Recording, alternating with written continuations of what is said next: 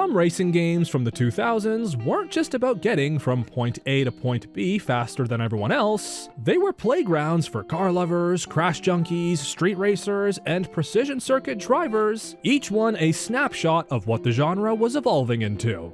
How's it going, everybody? I'm Bilal with Game Rant, and here's our picks for the 8 best racing games from the 2000s. Igniting things off with OutRun 2006, Coast to Coast. With OutRun, there was never any need to overthink things. Just a fast car, a winding coastal road, and a soundtrack straight out of a vaporwave dream.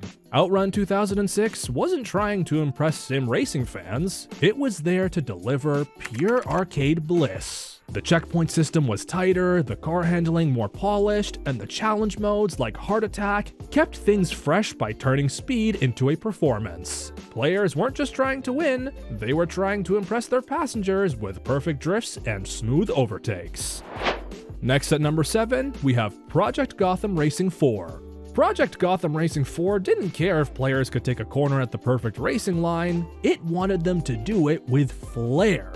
The kudos system rewarded every power slide, near miss, and show-off move, turning each race into a performance rather than a time trial. What set it apart from its predecessors was its dynamic weather system. Rain wasn't just visual, it altered grip levels and forced players to rethink their approach on familiar circuits. Factor in the addition of motorcycles, though controversial at first, brought a surprising layer of strategy to races, especially since bikes and cars shared the track.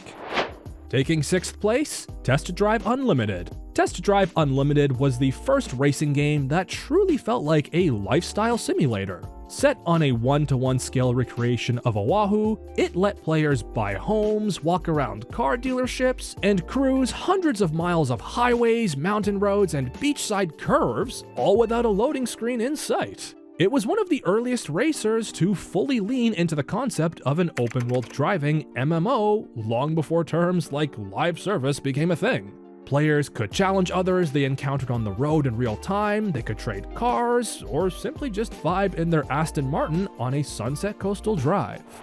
Taking 5th with a classic, Burnout Paradise. Burnout Paradise took the chaos of its predecessors and blew it wide open, dropping players into a sprawling city packed with ramps, shortcuts, and things just begging to be crashed into.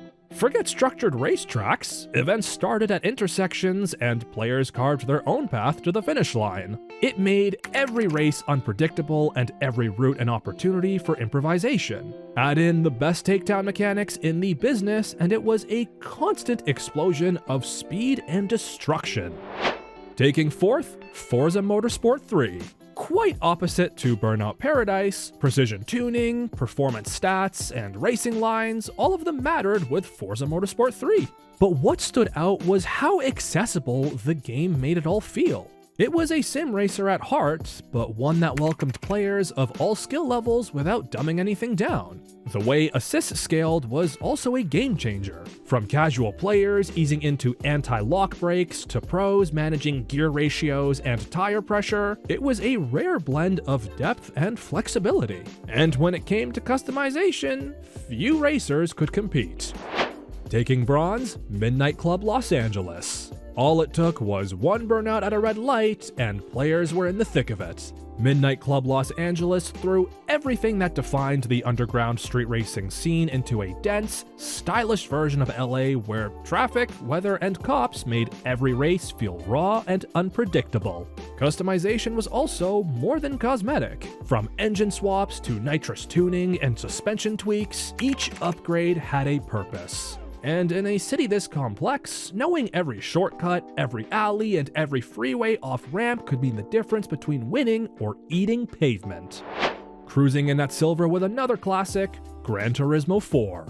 In Gran Turismo 4, every corner, every gear shift, and every braking zone had consequences. The game didn't want players to just go fast, it wanted them to understand why they were going fast. It was the gold standard of sim racing in its day. Licenses were required skill gates that forced players to learn advanced driving techniques before unlocking new events. Heck, even photo mode, a novelty at the time, showed how much pride went into the cars themselves. And taking gold is the one and only Need for Speed Most Wanted. Speeding away from a Rhino unit while dodging spike strips and launching off a bridge, it didn't get more cinematic than that. Need for Speed Most Wanted perfected the formula that earlier entries flirted with, delivering the definitive street racing fantasy. Police chases were intense, escalating from basic patrol cars to full-blown tactical blockades. Heat levels weren't just a gimmick, they also dictated how far players could push their luck, and learning how to manipulate the map, escape routes, and environmental traps became a core part of the progression. From gritty industrial zones to wide forest highways, Most Wanted never took its foot off the gas, and the entire racing genre still hasn't caught up. And those are our picks for the 8 best racing games from the 2000s. Let us know which one is your favorite, and we'll see you next time.